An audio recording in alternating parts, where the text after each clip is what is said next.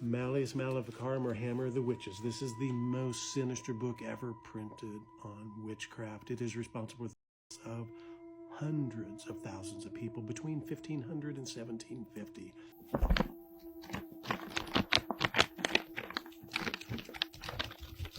After several attempts to destroy them, the books are now kept away from the public eye. We wouldn't want them in the wrong hands. The Book of Enoch is an ancient Hebrew apocalyptic religious text, ascribed by tradition to the patriarch Enoch, who was the father of Methuselah and the great-grandfather of Noah. So this contains unique material on the origins of demons and more, along with why some angels fell from heaven, an explanation of why the Genesis flood was morally necessary, and an exposition of the 1,000-year reign of the Messiah. So there's at least 3 books that are traditionally attributed to this prophet, including the distinct works 2 and 3. None of those are considered to be canonical scripture by most Jewish or Christian church bodies, ergo why a lot of folks want this kind of banned and out of the way. The older sections of it are estimated to date from about 300 to 200 BC. The latest part is about like 100 BC. A lot of scholars believe this was originally written in probably Hebrew, since these were the languages first used for Jewish texts. Now, some folks suggest that this, kind of like the Book of Daniel, was composed partially in Hebrew, but fun fact, no Hebrew version has survived. The individuals residing in the Qumran caves, where the Dead Sea Scrolls and the book were unearthed, were not aligned with the mainstream Jewish sect known as the Pharisees. Instead, they were affiliated with a splinter group who adhered to distinctive practices. So, ergo, this book, alongside numerous other texts discovered in the caves, is recognized for its substantial variance from things that we know. So authors of the New Testament were also familiar with some content of the stories. Like a short section of 1 Enoch is cited in the New Testament of Jude, and attributed there to Enoch the 7th from Adam. But this is kind of a variance on a lot of other things that are more mainstream. Copies of the earlier sections of Enoch 1 were preserved among the Dead Sea Scrolls, like I mentioned already. So this book only survives in its entirety in Ethiopic translation. Yes, it is part of the biblical canon used by the Ethiopian Jewish community, as well as the Christian Ethiopian Orthodox Church, but a lot of other groups regard it as non-canonical or non-inspired. They do accept it as having historical or theological interest, but they kind of don't want to accept it as canon, ergo they kind of want it out of the way. The Acts and Monuments, popularly known as Fox's Book of Martyrs, is a work of Protestant history and martyrology by Protestant English historian John Fox, first published in 1563 by John Day. It includes an account of the sufferings of Protestants under the Catholic Church, with particular emphasis on England and Scotland.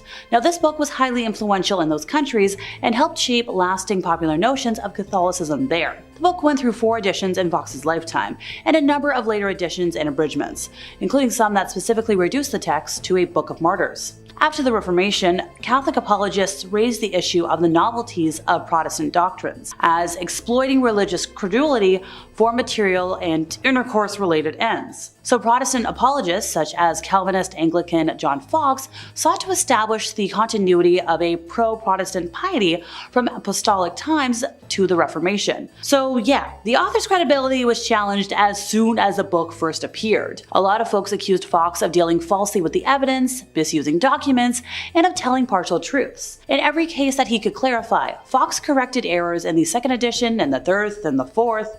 But by this point, Fox was considered a poor historian, in at least mainstream reference works.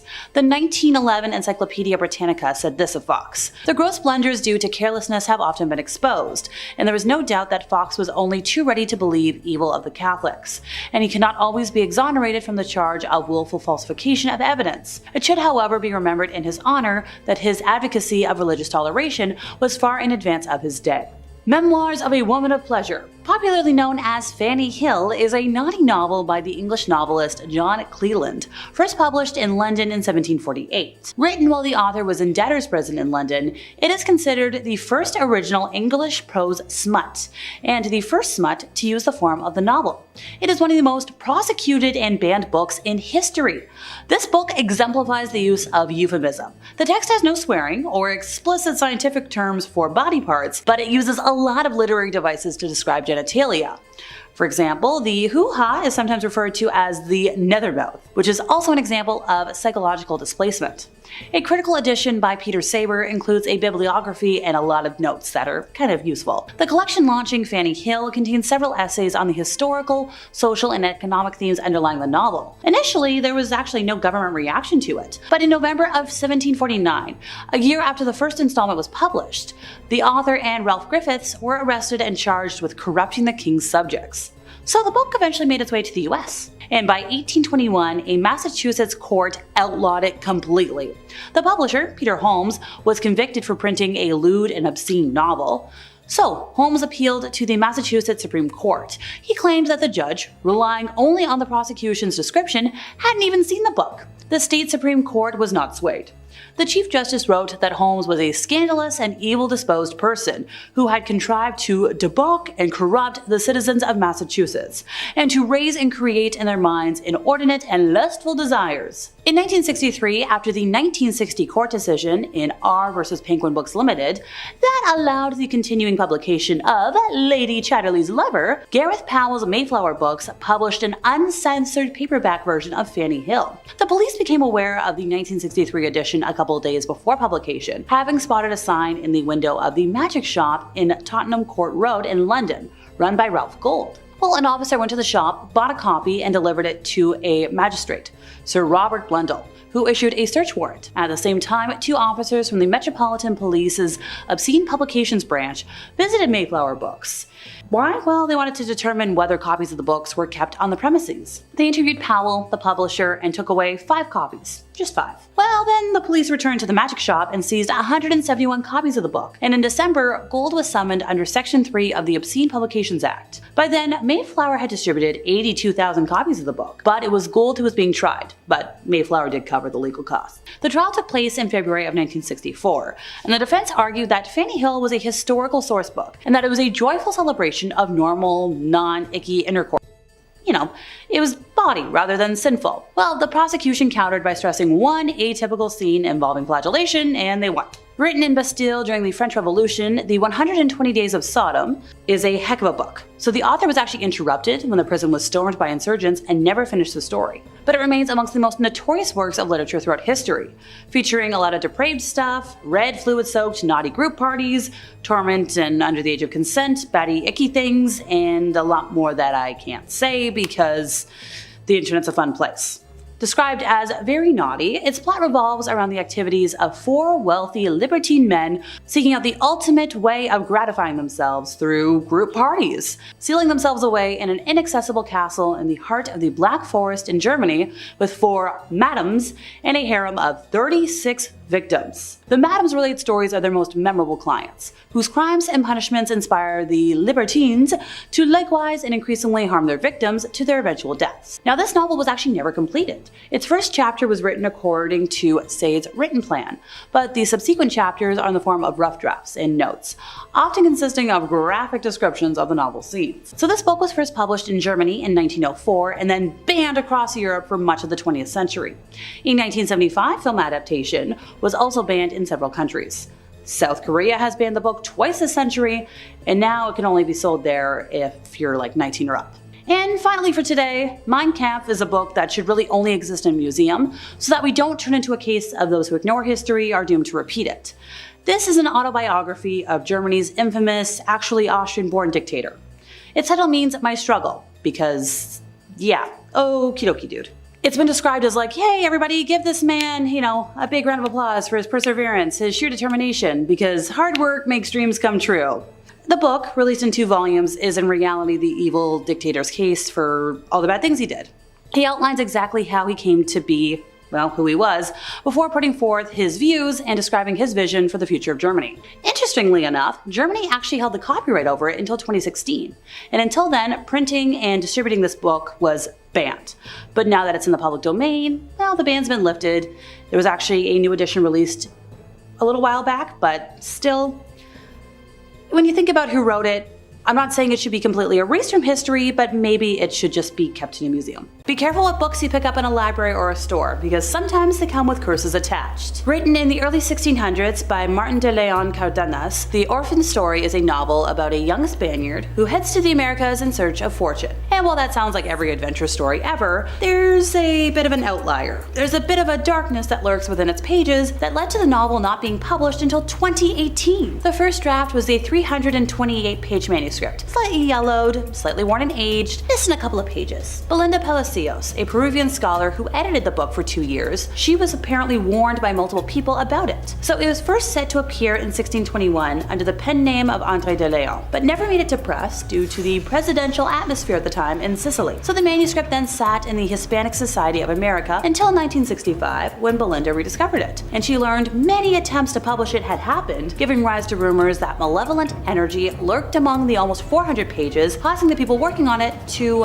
die. So in an interview she commented on the reported deaths, saying one was from strange diseases, another was a car accident, and something else. So Belinda had heard from other professors she was working with to publish the book. One of them specialized in colonial letters from the Andean regions and Mexico. This person went by the name of Raquel Chang Rodriguez. Now these letters describe how Antonio Rodriguez Monino and William C. Bryant both died before finishing their editions of the book. And that's why the manuscript is believed to be cursed. She's like, yeah, that's why this is taken so long to publish, because if you work on it, that's the end of your life. Okay, don't touch it. Most books would be happy with a gift card or dinner for their birthday, but Abramelin the Mage, or Abramelin, depending on who you ask, decided to give his son a book full of mythical curses. Yay! So this book tells the story of an Egyptian mage named Abraham, or Abramelin, who taught in a system of magic to Abraham of Worms, a Jew in Worms, Germany. The system of magic from this book regained popularity in the 19th and 20th centuries, partly due to Samuel Liddell MacGregor Mather's translation, which dubbed it the Book of the Sacred Magic of Abramelin the Mage. So ever since it was translated to English, this 15th century novel has had a reputation for being cursed. Now there are several theories why, but a lot of folks believe it has to do with the mage's belief that everybody has their own unique personal demon. And throughout the book, there are instructions for rituals and supernatural feats to bring your demons under control. So internally, the text dates itself to the year 1458, and the book exists in the form of 12 manuscripts and an early printed edition. Now the earliest manuscripts are two versions that date from about 1608, are written in German, while another two manuscripts are from about 1700 and 1750. The practical magic found in both Book 3 of the French text and Book 4 of the German tends to center around a set of talismans composed of magic word squares. These are similar to traditional magic squares, though the latter are usually composed of numbers, whereas these ones contain letters. Commonly, word squares are used as puzzles or teaching aids. So in the context of all of this, the focus becomes mystical, so each square should contain words or names that relate to the magical goal of the square. A parallel is found in the famous Sator Arapotenet Abra Rotas word square, an altered version of which is also found amongst these squares. So you combine a cursed book and math puzzles, and you get no thank you, moving on. I feel like calling something an Untitled Grimoire should be scary enough on its own, but allow me to elaborate. These manuscripts were believed to be written in the early 1900s, as their first library appearance was around the 1920s. The books originated when a Wiccan high priestess called Persephone Adrastea Irene recorded her family's spiritual history of being an American witch of Swedish and English ancestry. These manuscripts record Persephone's witchy history that she reworked through all of her adult life, incorporating her mother's grimoire into them as well. So the first book contains about 250 pages of spells, incantations, curses, and enchantments, as well as corresponding information on gems, planets, rites, potions, and even exorcisms. The second book includes about 150 to 200 pages of alchemy and chemistry recipes, cures, perfumes and balms, nerve tonics, and even hairspray recipes. So the first book is believed to carry the curse heavier than its counterpart, seeing as Persephone's spells are believed in Wiccan culture to contain more power than most other records due to the embodiment of herself within them. Originally the books belonged to Alice Montserrat, who moved to the UK in the 1920s to work with famed occultist Aleister Crowley. Later on they both went on to work with the Golden Dawn Order and printed their works and publications as occultism raised into the modern world. So even though Alice did little reporting on the cursed lore over these books, she did make notes as to why she and others within the order believed the curse carried some serious weight. She wrote in a inscription warning all those who read it, saying, "To those not of the craft, the reading of this book is forbidden. Proceed no further, or justice will exact a swift and terrible retribution, and you will surely suffer at the hand of the craft." Now this was written not only in English, but other languages as well, because they were like, we really want to warn people, stay away. The Grand Grimoire is a black magic grimoire, and different editions date this specific one to maybe 1521, 1522, 1421, but it was probably written during the early 19th century. Some experts suggest that maybe 1702 was when the first edition may have been created, and a Bibliothèque Bleue version,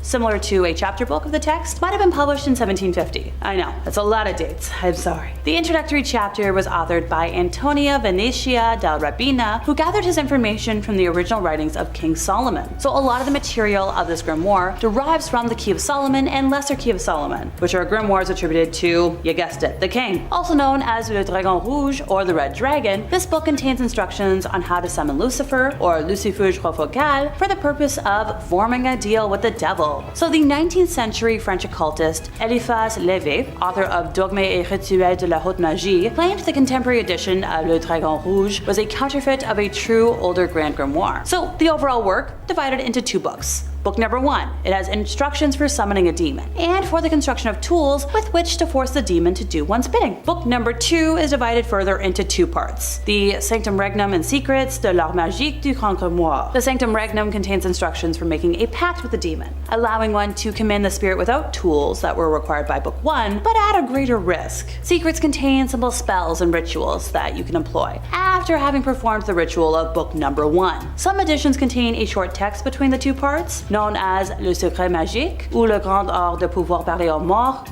or in English, the magic secret or the grand art of being able to speak with the dead, which deals with necromancy. The book describes several demons as well as the rituals to summon them. Just all this to make that pact with them. It also details several spells for winning a lottery, talking to spirits, being loved, making oneself invisible, and so forth and so on. This book mentions 3 greater demons, which are similarly prioritized in the Grimorium Verum, and sidebar, in the English translation of the work, the demons are referenced by the more generic term of spirits, which is a term I know a lot of modern Satanists prefer. And finally for today, the Munich Manual of Demonic Magic, or MMDM, or Liber Incantatorium Exorcimorium et Fascinatorium Verum, is a 15th century grimoire manuscript whose name I totally just butchered. The text, composed in Latin, is largely concerned with demonology and necromancy. Richard Kiekefer edited the text of the manuscript in 1998 under the title Forbidden Rites, a necromancer's manual of the 15th century. Portions of the text in English translation are presented in Forbidden Rites as well, embedded within the author's essays and explanations on the Munich Manual in specific and grimoires in general. The Russian translation of this Latin grimoire was published in 2019, and the first English translation was only published in 2023. There is only one known surviving manuscript of the original manual, which is almost complete, minus the first 2 folios that describe the beginning of rituals. The rest of the grimoire contains complete instructions for the invocation of demons, such as Satan, Lilith, Astaroth, and Samael, as well as the supposed attainment of favors and supernatural powers. Some of the spells allow for,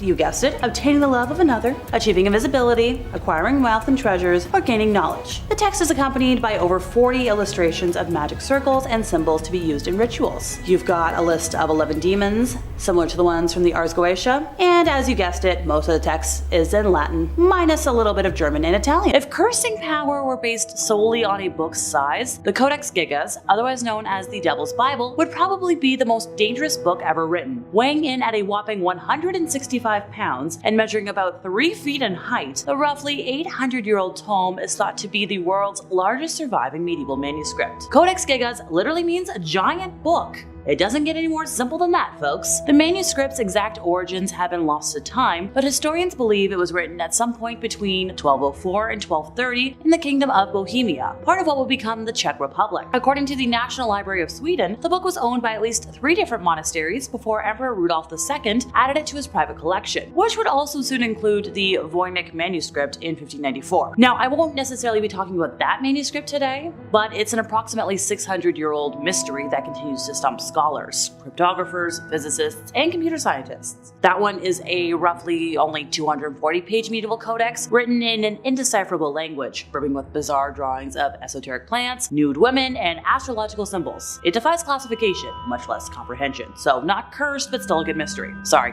I know. Sidetracked again, ADHD's fun. back to the Codex we go. In 1648, it was claimed by the Swedish army during the 30 Years' War and taken to Stockholm, and has been housed in Sweden's National Library since 1768. While many illuminated texts were produced by teams of scribes, scholars believe the Codex Gigas is the work of a single copyist. Written entirely in Latin, the book contains both the Old and New Testaments, along with Czech and Jewish history texts, an encyclopedia with information on geometry, legal matters, and entertainment, among other topics, medical stuff, hundreds of obituaries, several magic spells, and a calendar. Just a good catch-all anthology if you ask me. You got a little bit of everything. The book's sinister reputation stems from a full-color portrait of the devil contained in its pages, and a legend about how the image got there. So if we're going to consult the folklore, the book is the work of a monk. Possibly, let's see if I get this right, Hermanus Hermidus, or Herman the Recluse, who had broken his vows and been sentenced to be walled up alive in the monastery. He had struck a deal to save himself. If, over the course of a single night, he could write a book containing all the world's knowledge, his life would be spared. When he realized the task was impossible because no SHIT Sherlock, the monk sold his soul to the devil, who helped him finish the book and signed it with the now infamous portrait. Other versions of the story say the monk added the illustration as a gesture of gratitude for Satan's assistance, but nevertheless, the portrait is there, and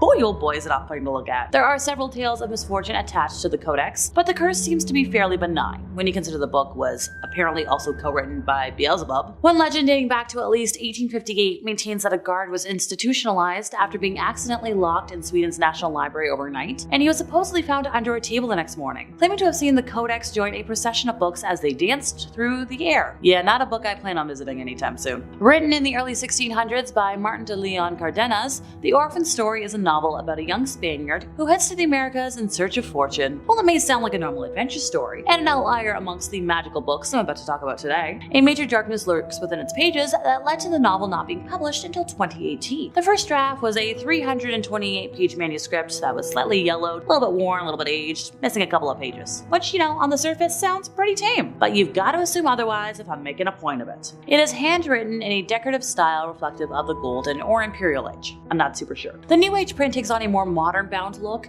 featuring artwork from the original manuscript on the front, and a rather plain book front past that. Belinda Peliassos, a Peruvian scholar who edited the book for 2 years, says that she was warned by multiple people about this manuscript. It was first set to appear in 1621 under the pen name of Andres de Leon, but never made it to the press due to the presidential atmosphere at the time in Sicily. And if you know, you know. The manuscript then sat in the Hispanic Society of America until 1965 when Belinda rediscovered it. She learned about the many attempts to publish the story, giving rise to rumors that malevolent energy lurked among the pages, causing the people who worked on it to pass. In an interview, she commented on the reported deaths, saying one was from a strange disease, another in a car accident, and something else for the other. Belinda had also heard from other professors she was working with to publish the book, one who specialized in colonial letters from the Andean regions in Mexico, who was named Raquel Chang Rodriguez. Raquel's letters describe how Antonio Rodriguez Manino and William C. Bryant both died before finishing their editions of the book, and that's why the manuscript is believed to be cursed or bewitched. They told her that the book was cursed, and the reason it had taken them so long to publish that was, well, if you work on it, you're gonna die. In some sort of weird, mysterious way. Did the powers that be not want the ancient script out in the world? Note to self, don't go within 10 feet of the book.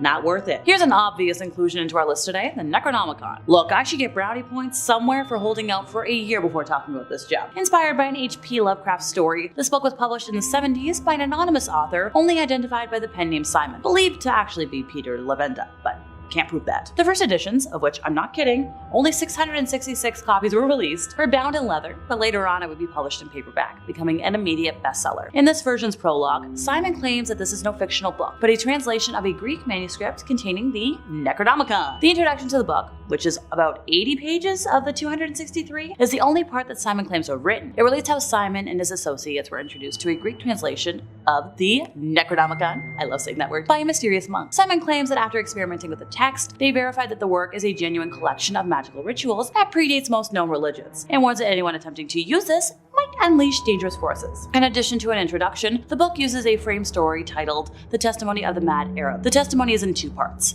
forming a prologue and an epilogue to the core. The author describes himself as, you guessed it, Mad Arab. I'll just call it Mad. The prologue explains how Mad first came to discover the dark secrets that he's recording, accidentally witnessing an arcane ritual performed by a cult that worships Tiamat, in which both the demons Cthulhu and Humwawa are conjured. In the epilogue, Mad is haunted by premonitions of his gruesome death. He realizes that the horrors of the Necronomicon are enraged and seek revenge upon him for revealing their existence to the world. He is unable to sign his work and thus remains nameless. This version mixes pseudo-Sumerian mythology with Lovecraft's universe, and it includes rituals that supposedly allow the reader to summon the gods and demons of these myths. It has also been linked to the Satanic Church, as it kind of alludes to Aleister Crowley's teachings, and if you know anything about that name, you'll understand why that's a name to be worried about being associated with anything. Ever heard of Tomino's Hell? Rather than a full book, bear with me here, it's a cursed poem included in Sakin, a poem compilation dating back to 1919 by a Japanese poet and songwriter. It tells the journey of a Tomino, a young boy who has been sent to hell after he committed an unforgivable sin. The poem later served as an inspiration for a film called Pastoral to Die in the Country. The filmmaker died 9 years later, and well, the poem was blamed for it. Since then, it has become an instant urban legend, suggesting that anybody who reads the poem will either die in a couple of days, or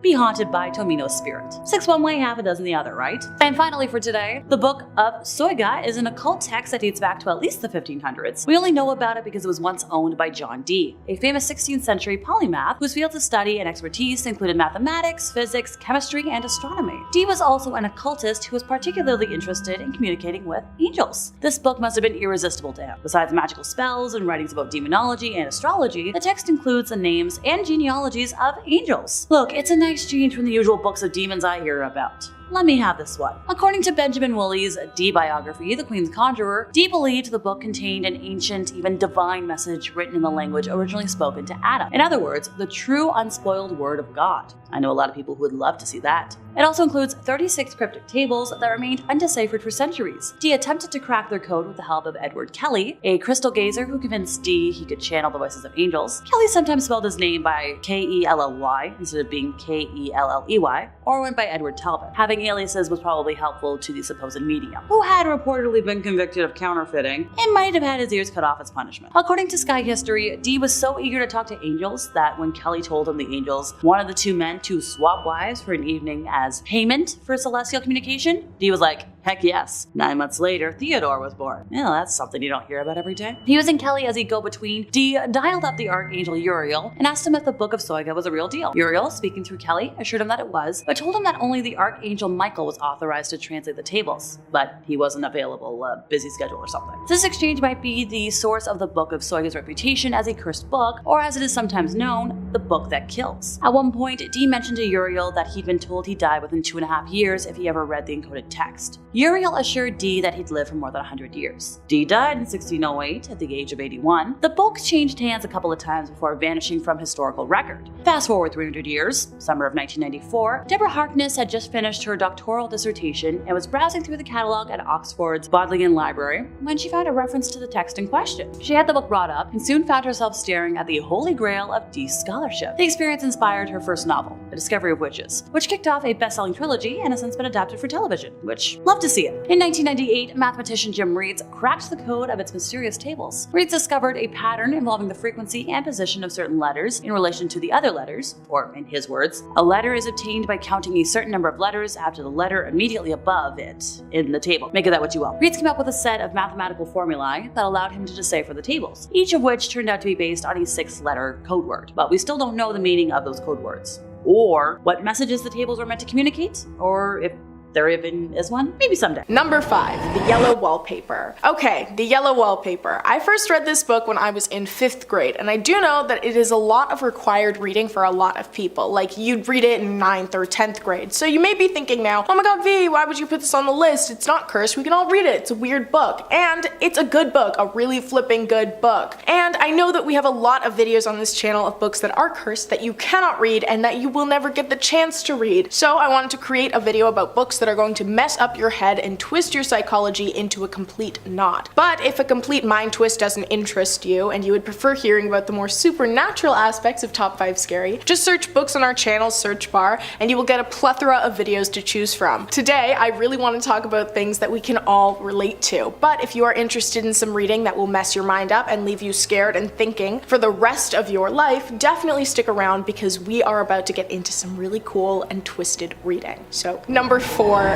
or number 5 and 4 now because I rambled too much. Let's try this again. The Yellow Wallpaper. This book is a masterclass in imagery and descriptive devices because wow, you feel like you are in this room. It follows a woman who is placed into a room that is lined wall to wall with yellow wallpaper, and slowly, page by page, she begins to go insane, describing more outlandish and detailed scenes being played out in the lines of her wallpaper. Throughout the story, her descriptions get so much more in-depth and twisted, and you begin to feel like you are going insane with her. Every single word, every single thing that she is imagining, you are seeing full on face to face. It's like you're looking it in the eyes. And I have aphantasia, so I actually cannot visualize anything in my head. Like you say, think of an apple, and I don't see an apple, it's just darkness. But somehow this book was able to surpass my biological evolution, and I was able to imagine everything, every word, every description. It was being burnt into my eyelids. And there are very few books that can do that for me, which is how you know that this is an insanely weird and well written story. I really recommend giving this a read. It will mess with your mind and you will never ever want to have yellow wallpaper again, which, okay, interestingly enough, this book actually made me want to have yellow wallpaper when I was in the 5th grade. So I don't know, maybe this job is like where I was destined to work, because I don't think many people after reading this book would yearn so desperately to have yellow wallpaper. Number 3, I have no mouth and I must scream. I don't even know where to start with this one. This book left me with such a disturbed and upset feeling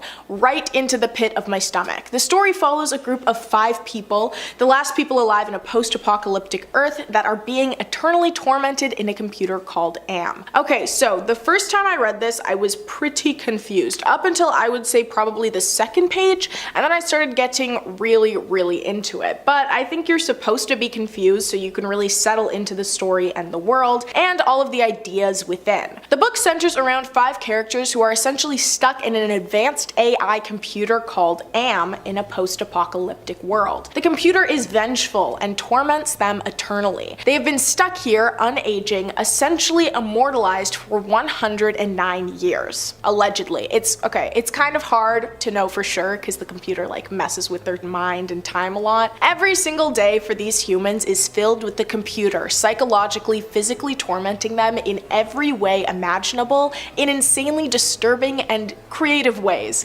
The book ends with the character who we are hearing the story from realizing that the only way to end the torment they are experiencing and to hurt the computer in some way as like revenge is through their death or by taking away AM's toys. Somehow he ends up being the last one alive. I won't spoil it exactly, but everyone else is dead except for him. AM is very upset by this, so AM ensures that for the rest of eternity, he, the last alive, will suffer every day and will never be given the chance to escape through death like the others. He is essentially turned into a living blob, lacking limbs and appendages,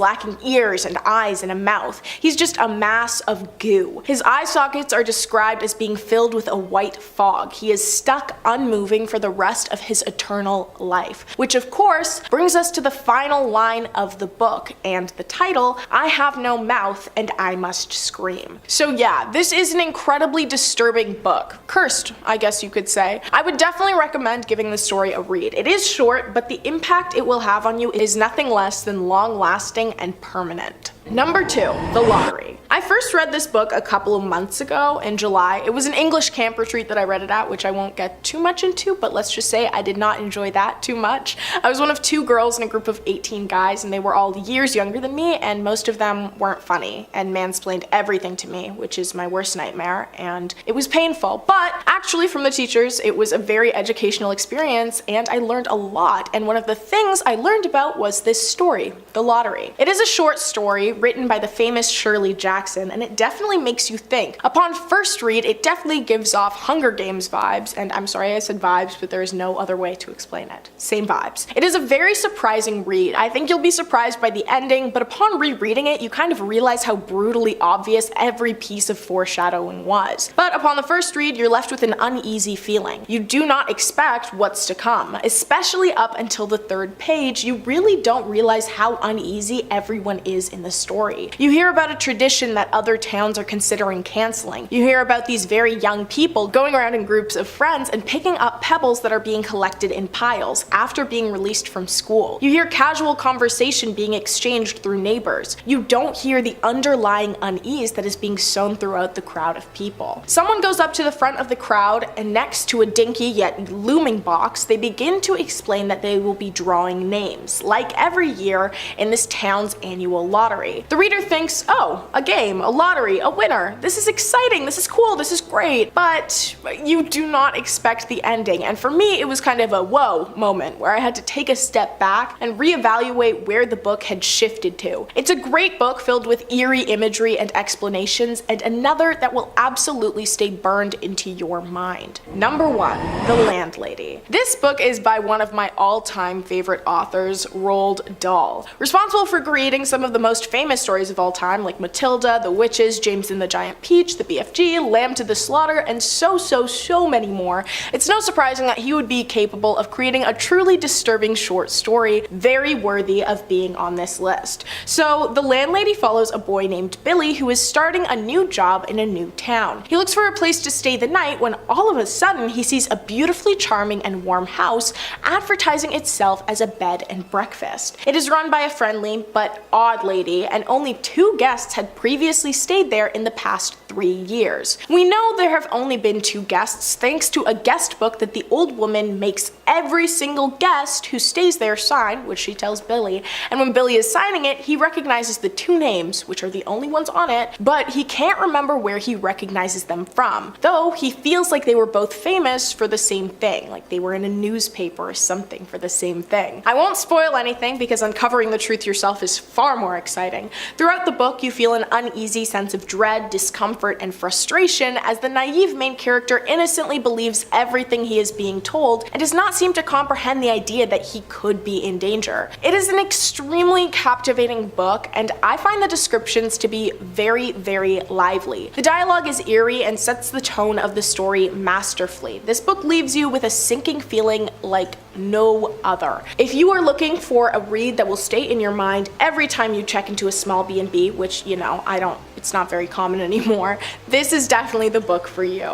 Number 5, The Complete Book of Demonolatry. Written by S. Connolly, it boasts telling the reader how to discover powerful rites, magic, and practices that honor Satan and the demons. This text, used by the traditional demonolatry priesthood to train members of their covens, is part workbook, part textbook, and part reference book. It includes thorough chapters on demonolatry, history, demonic holy days, offerings, prayers, sigils, religious rites, and an introduction to demonolatry magic. Okay, this might be the first book I'm tempted to buy for myself. If only just to learn more about like demonology history from somebody that isn't, like Ed Warren for once. I love the Warrens and their work, but at the same time it would be neat to learn from a lens that isn't, as biased in Catholicism. Alright, let's see what else it advertises. Learn how and why the ends, demonolatry sigils, ascension, and many other demonolatry methods have become standard practice among many theistic Satanists. It claims to guide students from pre-initiate to adept, and even delves into the depths of demonolatry, schmex magic, necromancy, scarlet elixir rites, and red fluid sacrifice. See, that last phrase I can do without, but let me know what y'all think in the comments. Should I bother investing in it or not? Now before anybody asks, well, why should you leave this book alone on Halloween? That just so happens to be when the veil between our world and the spirit world is the thinnest, and you don't want to accidentally summon a demon when you're just learning how to. Not a fun idea. Number 4, Line Kampf. Alrighty folks, this is where I'm using demonic as more as an adjective instead of actually talking about demons. Also, this is a book that should never be consumed in general. More like exist in a museum so that we, don't turn into a case of those who ignore history are doomed to repeat it. This is an autobiography of Germany's infamous, actually Austrian-born dictator whose name I can't say on here. Its title means my struggle or battle because, organizing genocide is hard work. Didn't you know? Everybody clap for this man's tenacity, his perseverance, his sheer determination. Hard work makes dreams come true, don't you know? Ugh, the prick. The book, released in 2 volumes, is in reality the evil dictator's case for anti-Semitism. He outlines exactly how he came to be as he was, before putting forth his racial and political views and describing his his vision for the future of Germany. From a technical point of view, this book is apparently overly long, repetitious, and poorly written. Seeing as it was written by one of the world's most evil men in history, it was deemed just cause for banning it in Austria and Russia. Interestingly enough, Germany held the copyright over this book until 2016. Until then, printing and dissemination of the work was strictly banned. But now that it's, in the public domain, Germany has lifted the ban and actually released a new edition with nearly 2,000 pages and 3,500 annotated notes. I'm not sure this particular book should be available, simply because it was written by the man I cannot name. The fact that he killed 6 million people for no fault of their own is unforgivable enough, but the conditions he kept them and many more in is making me sick to my stomach. So we're gonna move on before I start venting and get off topic today. Number 3, the Grand Grimoire. It is a black magic grimoire, and for reference, a grimoire is a textbook of magic that typically includes instructions on how to create magical objects like talismans and amulets, how to perform magical spells, charms, and divination, and how to summon or invoke supernatural entities such as angels, spirits, deities, and demons. In many cases, the books themselves are believed to be imbued with magical powers, although in many cultures, other sacred texts that are not grimoires, such as the Bible, have been believed to have supernatural properties intrinsically. The only contents found in a grimoire would be information on spells, rituals, the preparation of magical tools, and lists of ingredients and their magical correspondences. In this manner, while all books on magic could be thought of as grimoires, not all magical books should be thought of as grimoires. Different editions date the specific one to 1521, 22, or even as early as 1421, but it was probably written during the early 19th century. Some experts suggest that 1702 is when the first edition may have been created, and a Bibliothèque Bleue version, similar to a chapter book, of the text might have been published in 1750. The introductory chapter was authored by Antonio Veneciana da Rabina, who gathered his information from the original writings of King Solomon. Much of the material of this grimoire derives from the Key of Solomon and the Lesser Key of Solomon, which are grimoires attributed to the king of the same name. Also known as Le Dragon Rouge or the Red Dragon, this book contains instructions on how to summon Lucifer or Lucifer Focal for the purpose of forming a deal with the devil. The 19th century French occultist Eliphas Lévy, author of Dogmes et Rituels de la Haute Magie, claimed the contemporary edition of Le Dragon Rouge was a counterfeit of a true older Grand Grimoire. And I love petty historical spats. Once again, the overall work is divided into 2 books. So the first book contains instructions for summoning a demon and the construction of tools with which to force a demon to do one's bidding. The second book is divided further into 2 parts: the Sanctum Regnum and Secrets de l'Art Magique du Grand Grimoire. The Sanctum Regnum contains instructions for making a pact with the demon, allowing one to command the spirit without the tools required by book 1, but at greater risk. Secrets contain secret spells and rituals one can employ after having performed the ritual of the first book. Now, some editions contain a short text between the 2 parts, known as Le Secret Magique ou Le Grand Art de pouvoir parler aux morts, or in English, the magic secret or the grand art of being able to speak with the dead, which deals with necromancy. The book describes several demons as well as the rituals to summon them in order to make a pact with them. It also details several spells for winning a lottery, talking to spirits, being loved by somebody else, making oneself invisible, and more. This book mentions 3 greater demons, which are similarly prioritized in the Grimorium Verum. Sidebar: in the English translation of the work, the demons are referenced by the more generic term of spirits, which is a term I know some modern Satanists prefer. The demons that are mentioned are the Emperor Lucifer, Prince Beelzebub, and the Grand Duke Astaroth. Now, this work also makes mention of 6 lesser demons, and of course I'll mention them all. Lucifer Focal, Prime Minister; Saint Nachia, Commander-in-Chief; Aglia Rept, Commandant; Fleurety, Lieutenant General; Sargatanas, Brigadier Major; Nebulos, Marshal, and Inspector General. I had fun with that. Number 2, the Grimorium Verum. I just mentioned this, didn't I? The Grimorium Verum, which is Latin for true grimoire, is an 18th century grimoire attributed to one Ali Bek the Egyptian of Memphis, who wrote it in 1517, and like many grimoires, it claims a tradition originating with King Solomon. This grimoire is actually not a translation of an earlier work, with its original appearing in French or Italian in the mid-18th century, as noted by A.E. Waite, who discussed the work in his Book of Ceremonial Magic in 1911, stating the date specified in the title of the Grimorium Verum is undeniably fraudulent since the work belongs to the middle of the 18th century and Memphis is Rome. One version of the grimoire was included as the Clavicles of King Solomon Book 3 in one of the French manuscripts S. L. MacGregor Mathers incorporated in his version of the Key of Solomon, but it was omitted from the key with its explanation. At the end there are some short extracts from the Grimorium Verum with the seals of evil spirits, which, as they do not belong to the Key of Solomon proper, I have not given, for the evident classification of the key is in 2 books and no more. Idris Shah also published some of it in the Secret Lore of Magic, Book of the Sorcerers in 1957. Alrighty, time to break down all 4 books that you should not be touching on Halloween. Book 1 is described as concerning the character of demons, particularly the superior spirits of Lucifer, Beelzebub, Astaroth, while also including the many inferior spirits below them and their invoking while also also including the many inferior spirits below them and their invoking sigils. Alright, who wants to hear about what all the lesser spirits can do?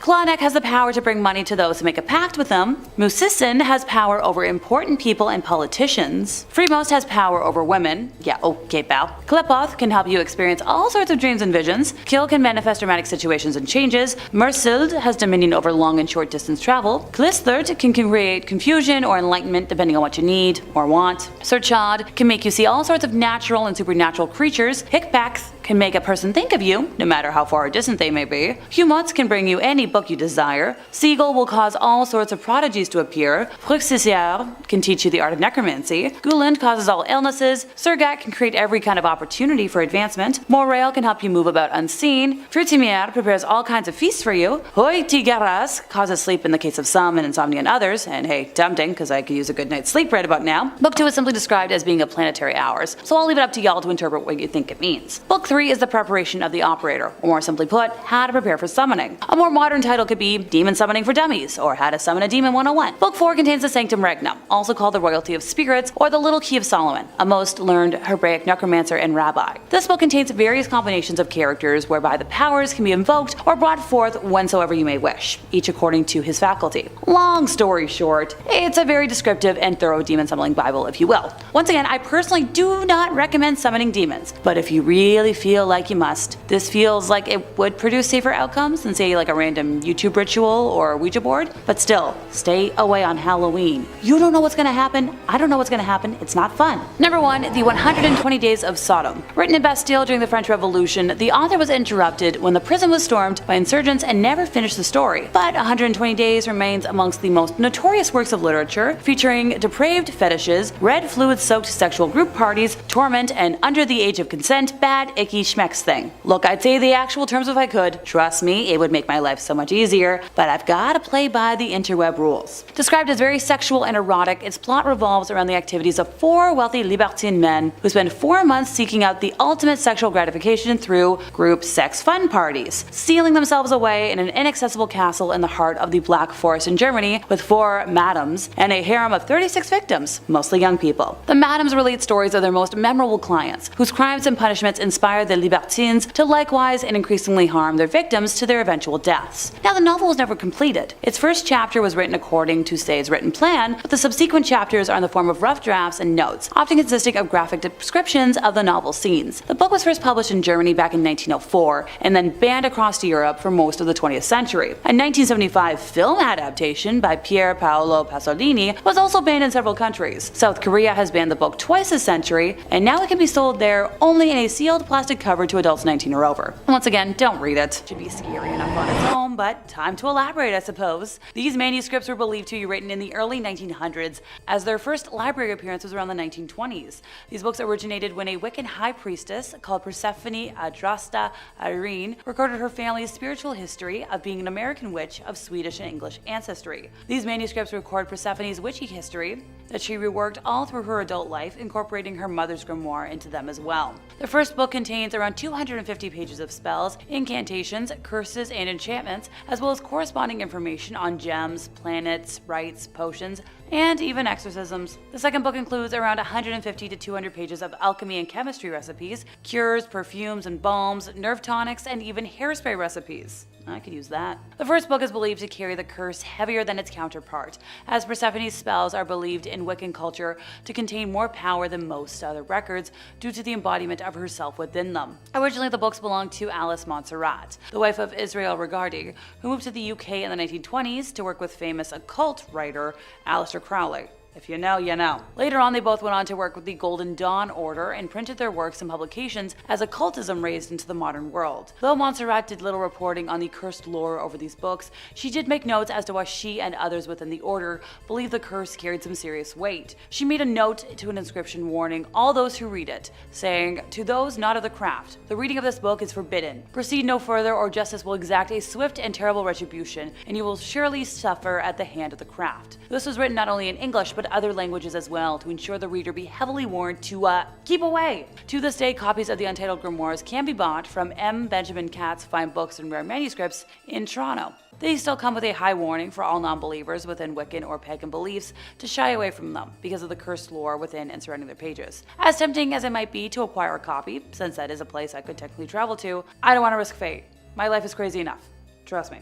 Number 4, the Grand Grimoire. Yep, it's a black magic grimoire, and for reference, because I don't think I elaborated last time, a grimoire is a textbook of magic. It typically includes instructions on how to create magical objects like talismans and amulets, how to perform magical spells, charms, and divination, and how to summon or invoke supernatural entities such as angels, spirits, deities, and demons. In many cases, the books themselves are believed to be imbued with magical powers. Although in many cultures, other sacred texts that are not grimoires, such as the Bible, have been believed to have supernatural powers intrinsically. The only contents found in a grimoire would be information on spells, rituals, the preparations of magical tools, and lists of ingredients and their magical counterparts. In this manner, while all books of magic could be thought of as grimoires, not all magical books should be thought of as grimoires. Different editions date the specific one to 1521, 22, or 1421, but it was probably written during the early 19th century. Some experts suggest that 1702 is when the first edition may have been created as a Bibliothèque Bleue version, similar to a chapter book, since that version was published in 1750. The introductory chapter was authored by Antonio Veneziana del Rabina, who gathered his information from original writings of King Solomon. Much of the material of this grimoire derives from the Key of Solomon and Lesser Key of Solomon,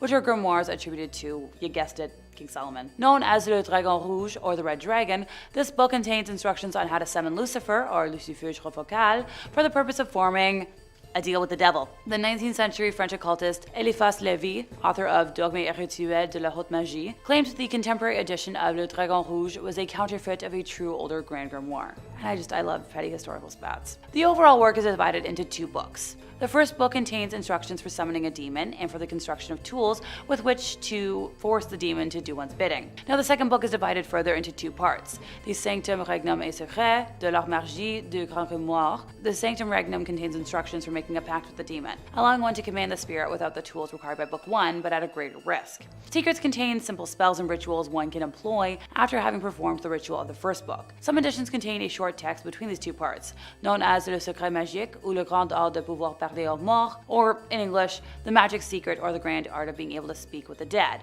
which deals with necromancy. The book describes several demons as well as the rituals to summon them in order to make, a pact with them. It also details several spells for winning a lottery, talking to spirits, being loved by somebody else, making oneself invisible, and more. This book mentions 3 greater demons, which are similarly prioritized in the Grimorium Verum. Sidebar: in the English translation of the work, the demons are referenced by the more generic term of spirits, which is a term I know some modern Satanists prefer. I'm kind of partial to demons. The demons that are mentioned are the Emperor Lucifer, Prince Beelzebub, and Grand Duke Astaroth. Now this book also makes mention of 6 lesser demons, and of course I'm going to mention them all. So, we already know Lucifer Focal, Prime Minister, Satanachia, Commander-in-Chief, Agliarept, Commandant, Fleuruti, Lieutenant General, Sagatanas, Brigadier Major, Nibiros, Marshal, and Inspector General. Number 3, the Munich Manual of Demonic Magic. Try saying that 5 times fast. The MMDM, or Liber Incantationum Exorcium et Fascinatum Variarum, is a 15th century grimoire manuscript. The text, composed in Latin, is largely concerned with demonology and necromancy. Richard Kiekeffer edited the text of the manuscript in 1998 under the title Forbidden Rites, a Necromancer's Manual of the 15th Century. Portions of the text in English translation are presented in Forbidden Rites as well, embedded with the author's essays and explanations on the Munich Manual in specific and grimoires in general. The Russian translation of this Latin grimoire was published in 2019, while the first English translation was published in only 2023. There was only one known surviving manuscript of the original Munich Manual, which is almost complete, except for the first 2 folios that describe the beginning of the first ritual. The rest of the grimoire contains complete instructions for the invocation of demons such as Satan, Lilith, Astaroth, and Samael, as well as the supposed attainment of favors and supernatural powers from them. Some of the spells allow for obtaining the love of a woman, achieving invisibility, acquiring wealth and treasures, or gaining knowledge. The text is accompanied by over 40 illustrations of magic circles and symbols to be used in the rituals. Page 130 to 133 of the text include a list of 11 demons, similar to the one from the Ars Goetia. Since there are only 11, I guess I could list them all off. So Count/Duke Barbarous, Duke Casson, President/Count Odious, King Curson, Duke Alugar, Prince Daob, President Volak, Duke Generan, Marquise Tuvaris, President Hani, and Marquise Sukax. I promise I did my best with pronunciations today, folks. I'm a little sleepy. Most of the text is in Latin, with the exception of the 2 appended materials in German and Italian, which, hey, makes sense to me. Number 2, the Grimorium Verum. Yep, I've already mentioned it today. I know. The Grimorium Verum, which is Latin for true grimoire, is an 18th century grimoire attributed to one Alipek the Egyptian of Memphis, who wrote it in 1517. And like many of the other ones on today's list, it does claim a tradition originating with King Solomon. The grimoire is not a translation of an earlier work, with its original appearing in French or Italian in the mid-18th century, as noted already by A.E. Waite, who discussed the work in his Book of Ceremonial Magic in 1911, stating the date specified in the title of the Grimorium Verum is undeniably fraudulent, since the work belongs to the middle of the 18th century and Memphis is Rome. One version of the grimoire was included as the Clavicles of King Solomon, Book 3, in one of the French manuscripts S. Al. MacGregor Mathers incorporated in his version of the Key of Solomon, but it was omitted from the key with his explanation. At the end, there are some short extracts from the Grimorium Verum with the seals of evil spirits, which, as they do not belong to the Key of Solomon proper, I have not given. For evident classification of the key is in 2 books and no more. Now, Idris Shah also published some of it in The Secret Lore of Magic, Book of the Sorcerers, in 1957. Alrighty, time to break down all 4 books. So Book 1 is described as concerning the characters of demons, particularly the superior spirits of Lucifer, Beelzebub, Astaroth, while also including the many inferior spirits below them and their invoking sigils. Who wants to hear about what all the lesser spirits can do?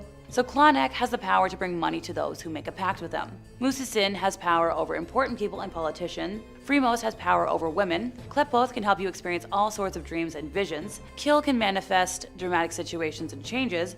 Mersild has dominion over long and short distance travel. Klitherd can create confusion or enlightenment, depending on what you want or need. Sirkad can make you see all sorts of natural and supernatural creatures. Hikpath can make a person think of you, no matter how far or distant they may be. Humots can bring you any book you desire. Sigal will cause all sorts of prodigies to appear.